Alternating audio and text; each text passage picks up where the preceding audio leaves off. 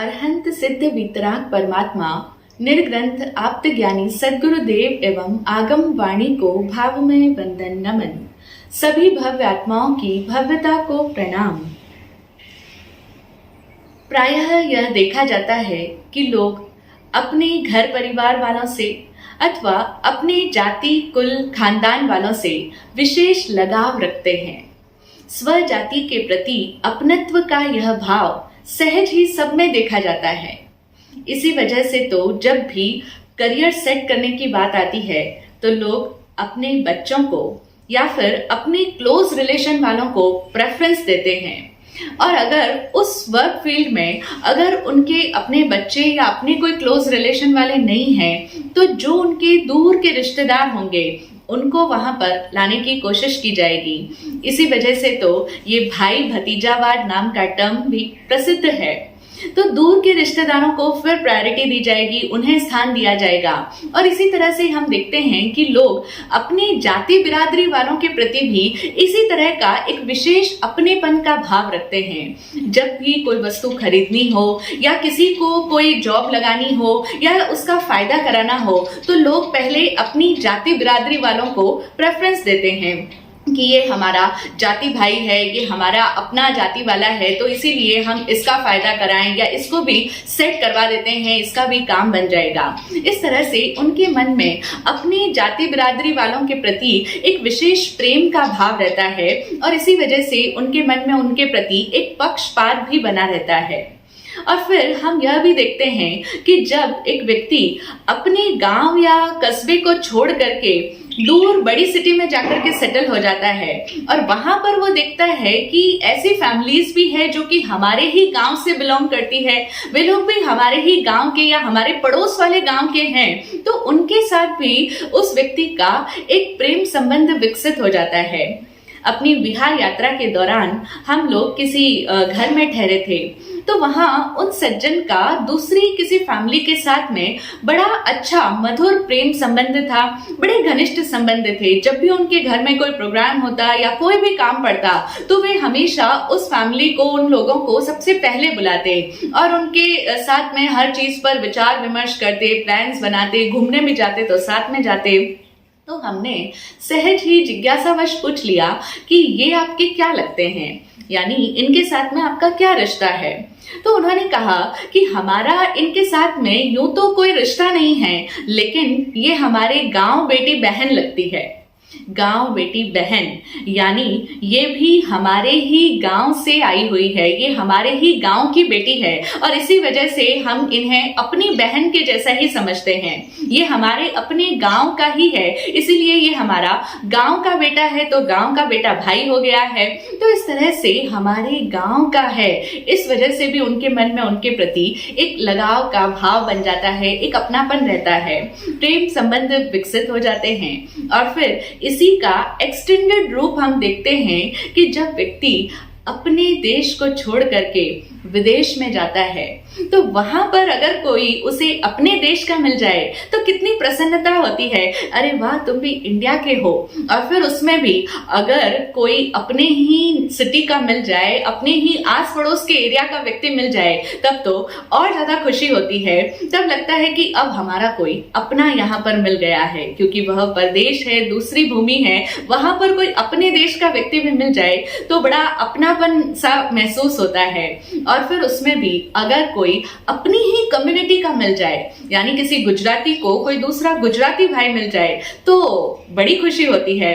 किसी पंजाबी को पंजाबी मिल जाए तो अपनापन लगता है। इसी तरह मारवाड़ी को मारवाड़ी मिल जाए तो सहज ही एक अपनेपन का भाव विकसित हो जाता है। और फिर इस अपनत्व भाव के कारण जो व्यक्ति अपनी जाति कुल खानदान बिरादरी वालों के प्रति ये जो अपनत्व का भाव उसके भीतर रहता है, इस वजह से वह एक दूसरे इंसान के प्रति अपना प्रेम भाव रखता है, प्रेम का प्रदर्शन करता है। प्रेम प्रदर्शन, इसी के तो दिन चल रहे हैं आजकल। यह जो पूरा सप्ताह चल रहा है प्रेम प्रदर्शन सप्ताह, इसमें लोग विभिन्न माध्यमों के द्वारा अपने प्रेम का प्रदर्शन कर रहे हैं, अपने प्यार का इजहार किया जा रहा है। और फिर बसंत की बहार भी तो आने को ही है। पुराने समय में तो इन्हीं दिनों में, यानी ये जो ऋतु परिवर्तन का काल होता था, बसंत ऋतु का समय है, तो इन दिनों में लोग वसंतोत्सव या मदनोत्सव मनाए जाते थे। और आजकल भी हम देखें तो शादी विवाह का सीजन रहता है। इस वजह से भी लोगों के मन में बड़ा उत्साह रहता है, बड़े उमंग का माहौल बना रहता है। और फिर ये जो पूरा वीक है, इन दिनों में हवाओं में ही कुछ ऐसा मिला होता है कि लोगों के दिलो दिमाग पर प्यार की खुमारी सी छाई रहती है। तो कुल मिलाकर ये पूरा माहौल एक तरह से आमोद प्रमोद का, उत्सव उल्लास का, प्रेम प्यार का बन जाता है। ऐसे में हम लोग भी यह जान लेते हैं कि आखिर व्यक्ति किसी भी दूसरे व्यक्ति के प्रति ये जो अपने प्रेम भाव का इजहार करता है वह क्यों करता है। यानी एक इंसान दूसरे इंसान के प्रति प्रेम प्रदर्शन कब करता है, क्यों करता है और किन किन परिस्थितियों में करता है। वे कौन से कारण हैं जो इंसान से प्रेम का प्रदर्शन करवाते हैं। हमें इस बात को अवश्य जानना चाहिए। आत्मज्ञानी पूज्य श्री विराट गुरुदेव ने प्रेम प्रदर्शन के 3 कारण बताए हैं। उन्होंने कहा कि इन 3 कारणों से ही एक व्यक्ति दूसरे व्यक्ति के प्रति प्रेम का प्रदर्शन करता है, जिसमें सबसे पहला रीजन तो यही है जिसकी हम बात कर रहे हैं कि पहला कारण होता है अपनी जाति वालों के प्रति उसका अपनेपन का भाव, उसका लगाव का भाव कि ये मेरे अपने हैं। तो जहां पर भी वो देखता है मेरे अपने बच्चे, मेरे ब्लड रिलेशन वाले या फिर मेरे क्लोज लोग हैं या फिर मेरे अपने जाति बिरादरी वाले लोग हैं, तो उनके प्रति जो एक उसका अपनत्व का भाव होता है, यही उनके द्वारा प्रेम का प्रदर्शन करवाता है। फिर दूसरा कारण बताया गुरुदेव श्री ने, अलब्ध के प्रति आकर्षण व्यक्ति के द्वारा प्रेम प्रदर्शन करवाता है। अलब्ध का मतलब होता है जो प्राप्त नहीं है। लब धातु से बना है लब्ध शब्द, और लब धातु का मतलब होता है मिलना, प्राप्त होना, पाना। और अलब्ध यानी जो मिला नहीं है, जो हमें प्राप्त नहीं है। तो जो अप्राप्त है अभी तक, उसके प्रति हम सबके मन में एक आकर्षण बना होता है, एक अट्रैक्शन रहता है कि वो कैसा है, वो कैसा होगा, वो कैसा दिखता है, उसको हम जानना चाहते हैं। तो ये जो अलब्ध के प्रति आकर्षण हमारे सबके मन में रहता है, यही हमसे उसके प्रति प्रेम का प्रदर्शन करवाता है। और आजकल के सिनेरियो में हम जो ये देख रहे हैं, बच्चों और युवाओं के द्वारा ये जो प्यार का इजहार किया जा रहा है, यह सब इसी कैटेगरी का प्यार है। यानी यह अलब्ध के प्रति आकर्षण है। इसी वजह से वे इतना प्रेम जाहिर कर रहे हैं, अपना प्यार जता रहे हैं। अलग अलग तरह के डेज मनाए जाते हैं, अलग अलग तरीके से वे अपने प्रेमी को रिझाने की, मनाने की, अपने प्रेम को जताने की कोशिश में लगे हुए हैं। तो यह सारा प्यार इसी श्रेणी का है, अलब्ध के प्रति आकर्षण है, क्योंकि वे उसे पाना चाहते हैं और वो अभी तक अपना बना नहीं है। तो जब तक वो अपना नहीं बना है, तब तक उसके प्रति एक बड़ी गहरी दीवानगी छाई रहती है। और हम लोग तो सुनते ही हैं, गानों में भी लोग इसी तरह के भाव अभिव्यक्त करते हैं कि तुझको मैं कर लूं हासिल, लगी है यही धुन। यानी बस उनके दिलो दिमाग पे एक ही चीज की धुन सवार रहती है, तुम्हें मैं अपना बना लूं, अपना कैसे बना लूं, तुम्हें मैं कैसे पा लूं। तो इस तरह से उनके दिलो दिमाग पे एक आकर्षण छाया रहता है, जिसे वे प्यार का नाम देते हैं, जैसे वे कहते हैं कि मैं तुमसे बहुत प्यार करता हूं। दरअसल वो आकर्षण होता है उनका, क्योंकि वो अभी तक उन्हें मिला नहीं है। और फिर जब वो उनके साथ रहने लग जाते हैं, जब वो मिल जाता है, उसके पश्चात की स्थिति जरा दूसरी हो जाती है। तो इस प्यार का, इस आकर्षण का दूसरा पहलू यह है कि फिर कुछ दिनों के बाद में जाकर के वो सारा प्यार, वो प्यार की फीलिंग्स, वो प्यार का एक्सप्रेशन, वो प्यार जताना, वो सब कुछ जाने कहाँ हवा हो जाता है। और तब हमारे सामने प्रश्न आता है कि ऐसा क्यों होता है कि प्यार में सब कुछ पहले तो बड़ा अच्छा अच्छा लगता है, बड़े सब कुछ चांद तारे से दिखाई देते हैं, लेकिन कुछ समय के बाद में जाकर के वही प्यार जो इतने उत्साह, इतने उमंग के साथ में शुरुआत जिसकी हुई थी, वही प्यार सुख देने वाला नहीं बचता, अब वह दुखदाई बन जाता है। इस बात का अनुभव तो कई लोगों को है, बहुत सारे लोगों का यह अनुभव है। वे यही अनुभव बताते हैं कि यह जो प्यार के नाम से शुरू हुआ जो नाटक था, ये कुछ दिनों तक तो सब ठीक ठाक चला, अच्छा चला, लेकिन उसके बाद में दुख में तब्दील हो गया। और फिर कुछ दिनों के बाद में प्यार के नाम से जो शुरुआत हुई थी, वह धीरे धीरे जाकर के तू मैं में पहुंच गया। कलह विवाद होने लगे, झगड़े फसाद होने लगे, फिर एक दूसरे के प्रति बहुत सारी एक्सपेक्टेशंस आने लगी, इनसिक्योरिटीज बढ़ने लगी, पोजीशन का भाव आ गया, अधिकार का, पकड़ का भाव आ गया, और फिर धीरे धीरे व्यक्ति के मन में ईर्ष्या भी बढ़ती चली गई, अकेलापन, असुरक्षा की भावना, अधिकार का भाव, और फिर उसके कारण से सैडनेस का आना, दुखी होना, डिप्रेशन में जाना, व्यक्ति अवसाद में पहुंच जाता है, और फिर धीरे धीरे विच्छेद तक की स्थितियां बन जाती है। तो व्यक्ति की बाद में जाकर के इन्हीं सब चीजों से मुलाकात होने लगती है। आखिर इसका कारण क्या? कारण अगर पूज्य गुरुदेव जी के शब्दों में हम जाने तो पूज्य गुरुदेव जी कहते हैं कि यह सोले आनी सत्य है कि जब भी कोई अलब्ध यानी अप्राप्त प्राप्त हो जाता है, लब जाता है, उसके बाद में उस व्यक्ति का अथवा वस्तु का महत्व कम हो जाता है और फिर उसके प्रति प्रेम प्रदर्शन का कारण नहीं रहता है। ये गुरुदेव श्री के शब्द है और यही तो हम सब लोग अपनी जिंदगी में भी अगर आंखें खोल के देखेंगे तो यही बात हमें भी समझ में आएगी कि जब तक हमें वो नहीं मिला है तब तक हमारे मन में उसे पाने की कितनी तड़प रहती है। उसे पाने की तड़प हमसे क्या क्या करवाती है, ना जाने किन किन तरीकों से हम अपने प्यार का प्रदर्शन करते हैं। हम उसे अपने प्रेमास्पद को घुमाने ले जाते हैं, अच्छे से अच्छी जगह पर उसे भोजन करवाने ले जाते हैं, अच्छे से अच्छे रमणीय स्थानों पर ले जाते हैं, दर्शनीय स्थान दिखलाते हैं, मूवीज दिखाते हैं, ना जाने कितने कितने तरीकों से वो प्यार की अभिव्यक्ति चल रही होती है, प्यार का इजहार होता है, क्योंकि अभी तक वो अपना नहीं बना है।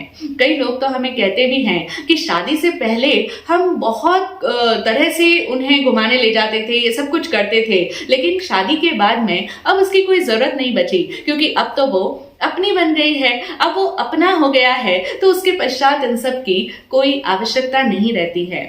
यहाँ हम देखें कि जब तक वो नहीं मिली या नहीं मिला तब तक उसका महत्व था, उसे पाने का आकर्षण था, लेकिन जैसे ही कोई व्यक्ति हमें मिल जाता है, अब वो लब्ध है, अब वो प्राप्त है, उसके प्रति हमारे मन से आकर्षण समाप्त हो जाता है।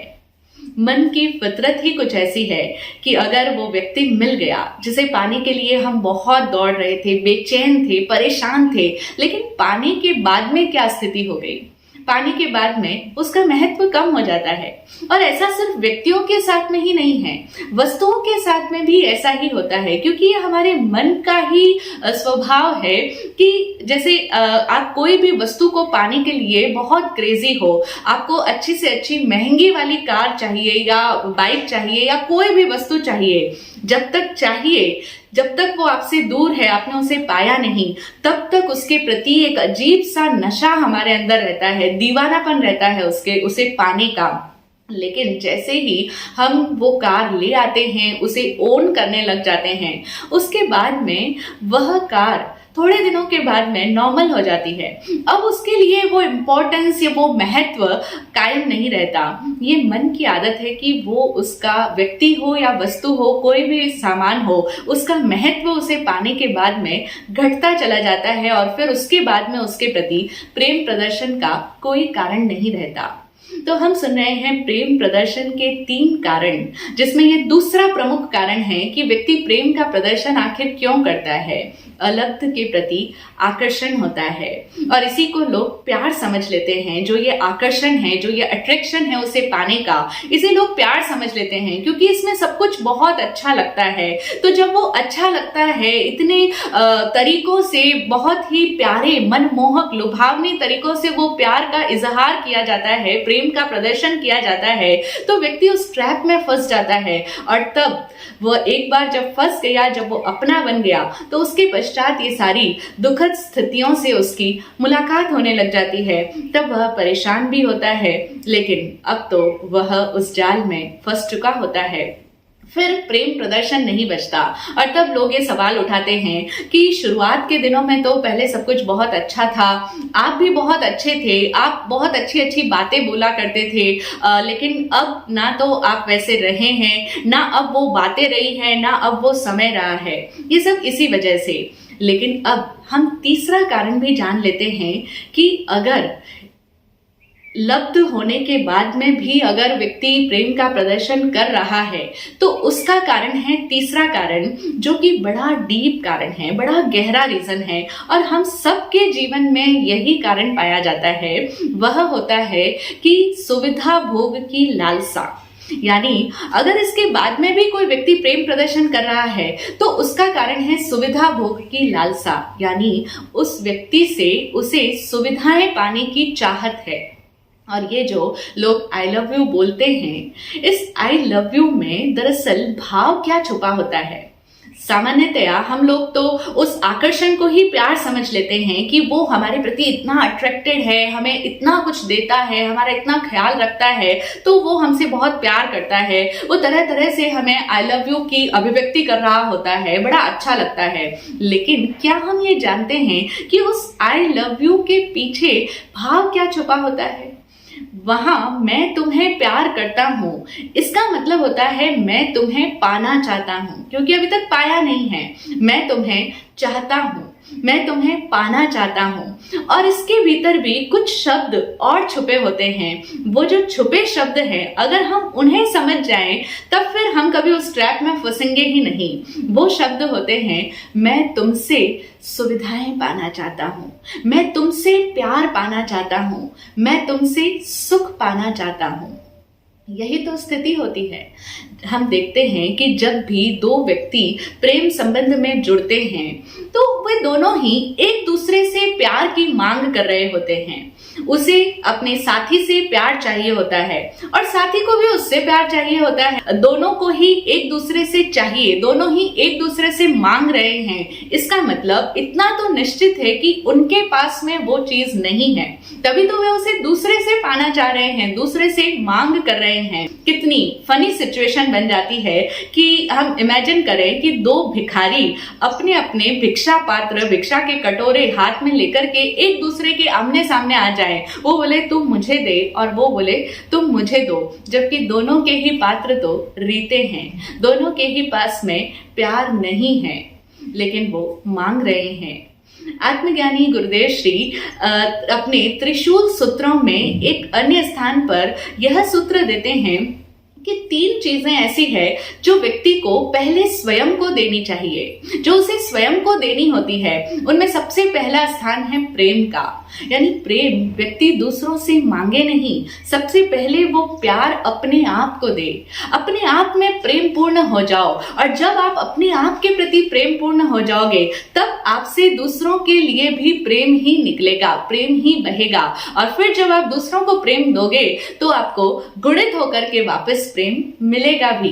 तो यह प्रेम दूसरों को देने का है, देना है, लेना नहीं है, मांगना नहीं है। यहाँ तो हम पहले ही कदम पे गलत होते हैं, हम हमेशा प्यार मांग रहे होते हैं। और हर व्यक्ति हमारे सामने यही शिकायत करता पाया जाता है कि इसने मुझे प्यार नहीं किया, मैंने अपना सब कुछ दे दिया, मैंने इतना प्यार किया लेकिन मुझे प्यार नहीं मिला, मुझे प्यार में धोखा मिला, मैंने पीड़ा पाई, मैंने कष्ट उठाया।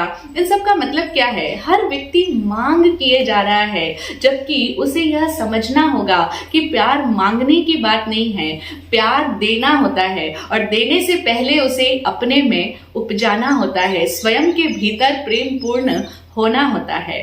तो हम बात कर रहे हैं तीसरे पॉइंट की कि व्यक्ति अगर उसे पाने के बाद में, अपने प्रेमास्पद को पा लेने के बाद में भी अगर उसके प्रति प्रेम प्रदर्शन कर रहा है, तो उसका तीसरा रीजन होता है सुविधा भोग की लालसा। क्योंकि उसे लगता है कि इस व्यक्ति के द्वारा मैं अपना सुख पा सकता हूँ, इसके होने से मुझे सुविधाएं प्राप्त होगी, इसके होने से मुझे प्यार मिलेगा। लोग, नाम तो प्यार का ही होता है, लेबल प्यार का ही लगा होता है, लेकिन प्यार के पीछे वो अपनी सुख और अपनी सुविधाएं पाना चाह रहे होते हैं, क्योंकि वो अभी स्वयं में रीते हैं, अभी उन्हें सुख नहीं मिला है और वो अपना सुख दूसरे व्यक्ति के द्वारा पाना चाह रहे होते हैं। इसे ही वो प्यार का नाम दिया करते हैं। तो अपना सुख और अपनी सुविधाएं जिनके साथ में हमें लगता है कि ये हमें दे सकते हैं, हमारी उनके साथ में केमिस्ट्री जम जाती है और उसे हम लव की संज्ञा दे देते हैं। हमें लगता है कि इस व्यक्ति के माध्यम से हमारी इच्छाओं की पूर्ति हो रही है, हमें सुख साता मिल रही है, हमारा सुख हमें मिल रहा है, तो हम उसे प्यार की संज्ञा देते हैं, प्यार का नाम देते हैं। और फिर हम देखते हैं कि जब तक उस व्यक्ति के माध्यम से उसके अपने सुखों की, अपनी सुविधाओं की, अपने आप को प्लेजर मिलता रहे, अपना ग्रेटिफिकेशन होता रहे, तब तक तो उसके प्रति उसका प्रेम प्रदर्शन रहता है, उससे वह प्यार करता है। लेकिन जिस दिन उससे मिलने वाली सुविधाएं उसे बंद हो जाती है, उससे कोई सुख नहीं मिल रहा, उससे कोई प्यार नहीं मिल रहा, उससे कोई मेरी कंफर्ट्स, मेरी सुविधाएं, मेरा प्लेजर पूर्ण नहीं हो रहा है, उसके पश्चात व्यक्ति उसी के प्रति जिससे वह प्रेम प्रदर्शित कर रहा था, उसी की अब उपेक्षा करने लग जाता है, उसी का तिरस्कार करने लग जाता है, उसे छोड़ने को भी तत्पर हो जाता है।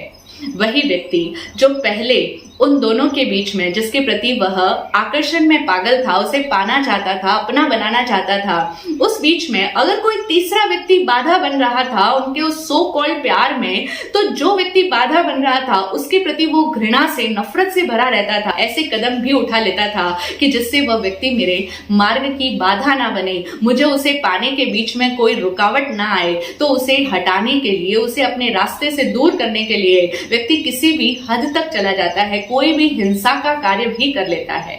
हमारी ये जो जितनी भी मूवीज की स्टोरीज होती हैं, जितनी भी लव स्टोरी हैं, ये सारी आखिर क्या है? इन सब कहानियों में यही तो दिखाया जाता है, उनका थीम यही तो रहता है कि जब तक वो नहीं मिला तब तक उसके प्रति बहुत गहरी दीवानगी, एक अजीब सी सनक, एक अजीब सा पागलपन, दीवानापन। लेकिन जैसे ही वो प्राप्त हो गया, उसका महत्व कम हो गया, और जब तक उससे सुविधाएं मिलती रही तब तक तो उसके प्रति प्रेम का प्रदर्शन है।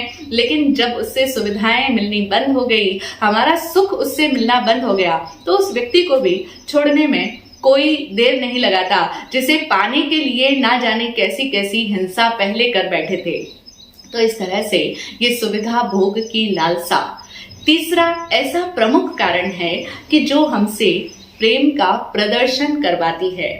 लेकिन यह सारा जो प्रेम प्रदर्शन है, इन तीनों ही कारणों से होने वाला जो प्यार का इजहार है, प्रदर्शन है, दिखावा है, यह सब दरअसल प्यार नहीं है। यह सब प्यार नहीं है। लेबल इस पे प्यार का लगा होता है, इसीलिए हम सभी लोग धोखे में आ जाते हैं कि ये तो प्यार है, लेकिन ये प्यार नहीं है। गुरुदेव कहते हैं कि यह सब वणिक वृत्ति है। वणिक वृत्ति का मतलब होता है, जिस तरह से एक बनिया होता है, वह अपना फायदा जहां देखता है उसके साथ में डील करता है, उसके साथ में उसके संबंध बना देता है, व्यापारिक संबंध होते हैं वे। इसी तरह से हम लोग भी अपने जीवन में इसी बनियागिरी को अपनाते हैं। इस प्यार के नाटक के नाम पर ये सारी जो चल रही है, ये सब वही सेम वनिक वृत्ति है कि व्यक्ति गिव एंड टेक के रिलेशंस बनाता है कि तुम मुझे इतना दो, मैं तुम्हें इतना दूंगी। अब लिया है हमने, उससे सुख सुविधाएं प्राप्त की है, तो हमें भी वापस उनका ख्याल तो रखना पड़ेगा, इसीलिए हम उनके प्रति प्रेम प्रदर्शित करते हैं। तो इस तरह से हम समझें कि यह लव गेम, यह जो प्रेम का गेम चल रहा है, यह वास्तविकता में प्यार नहीं है। ऐसे में प्रश्न आता है कि फिर वस्तुतः प्रेम है क्या? वास्तविकता में प्यार क्या है? What is true love? कई बच्चे भी ये प्रश्न करते हैं कि व्हाट इज ट्रू लव, क्योंकि उन्हें इस तरह से प्रश्न उठाने में वे अपनी इंटेलिजेंसी समझते हैं। उन्हें लगता है कि नहीं, हम तो सही व्यक्ति का चयन करेंगे, हम ट्रू लव के सर्च में हैं। लेकिन वो चाहे जितना भी उसे लव का नाम दे, वो कभी ट्रू लव हो ही नहीं सकता जब तक वो अलग है, उसके प्रति आकर्षण रहता है। और तब ये सवाल उठते हैं, तब वे समझ नहीं पाते कि वो प्रारंभिक स्थिति में वो सब अच्छा इसलिए लग रहा था क्योंकि एक तो वो हमें मिला नहीं था, दूसरा शुरुआत में सभी लोग काल्पनिकता में जीते हैं, यानी सब कल्पनाओं के घोड़े दौड़ाते रहते हैं, सब एक इमेजिनरी वर्ल्ड में जीते हैं, वहां सब कुछ बड़ा अच्छा लगता है, एक फेरी वर्ल्ड होता है। लेकिन उसके बाद में जब वो मिल जाता है, जब हकीकत से रूबरू होते हैं, तो पता लगता है कि अब एक दूसरे से मांग है, वो तो मुझसे कुछ चाहता है, ये तो सुविधा भोग की लालसा थी। तब उसे समझ में आता है कि अब इतनी एक्सपेक्टेशंस हो गई है एक दूसरे से, और फिर एक्सपेक्टेशंस आई है तो इसका मतलब स्वार्थ की वृत्ति है। हर व्यक्ति स्वयं पाना चाहता है, दूसरे की तरफ ध्यान नहीं है कि उसे देना है, देने का भाव नहीं है, लेकिन उससे पाने का भाव है। तो अपेक्षाएं स्वार्थ वृत्ति को पनपाती है, और फिर इस स्वार्थ की वजह से कलह, वैर विरोध, झगड़ा, फसाद, कुछ भी, ये सारी स्थितियां जो भी आगे दूर तक जाती है, वो सब इसी का परिणाम होती है। तो हमें समझना है कि वस्तुतः वह प्यार क्या है जो सच्चा प्यार जिसे कहें या प्रेम जिसे कहते हैं। जीसस ने तो प्यार को ही परमात्मा कह दिया। वे कहते हैं लव इज गॉड, यानी प्रेम ही ईश्वर है। और अगर हम हिंसा का ऑपोजिट अगर देखें, हिंसा का विपरीतार्थी शब्द देखें तो अहिंसा है, और उसी अहिंसा को अगर हम पॉजिटिव टर्म्स में कहेंगे तो वह प्रेम ही होगा। तो वह प्रेम जो कि अहिंसात्मक है, जो परमात्मा के करीब ले जाने वाला है, वह प्रेम, यह प्रेम तो नहीं है। यह तो प्रेम का प्रदर्शन था जिसके 3 कारण हम अब समझ चुके हैं। तो वह प्रेम क्या है जिसकी इतनी महिमा ऋषि मुनियों ने भी गाई है, सभी ज्ञानी जनों ने जिसे अपने भीतर अनुभव किया है, वह प्रेम क्या है? वह प्रेम अपने आत्मा के विस्तृत होने का नाम है।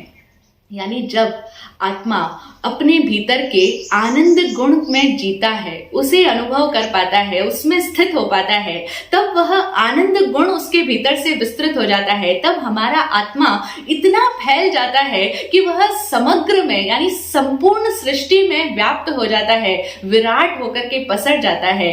उस अवस्था का नाम प्रेम है, जहां कोई पराया बचता ही नहीं है। अभी तक तो वो दूसरा पराया है, और जब तक वो दूसरा है तब तक प्रेम हो ही नहीं सकता। कोई भी संबंध में एक मैं होगा और एक तू होगा ना, लेकिन जब तक मैं और तू है तब तक वो असली प्यार नहीं हो सकता है। तो हम समझें कि असली प्यार में, ट्रू लव में मैं नहीं होता। जहां तक भी मैं, मेरा, मुझे मिले, ये सब भाव है, तब तक वो ट्रू लव नहीं है। और उस प्यार की अवस्था में तो व्यक्ति के भीतर की आत्मा इतनी विस्तृत हो जाती है, इतनी विराट हो जाती है कि उसमें समग्र सृष्टि समाहित हो जाती है।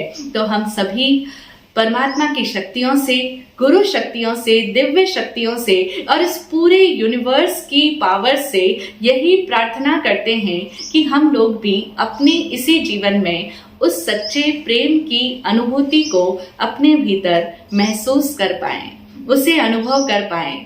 कदाचित हम भी अपने आप के करीब आएं, अपने आप में जी पाएं, और अपने भीतर का वह जो आनंद गुण है हमारा, जो नित नूतन सृजन ही करता रहता है, नंद ही नंद है, वहां पर नित नया आनंद है, वही प्रेम है, वही प्रेम की अवस्था है, उसी का नाम प्रेम है। तो हम अपने उस आनंद गुण में प्रतिष्ठित हो पाए, उसे महसूस कर पाए, और तब हम स्वयं प्रेम पूर्ण होंगे।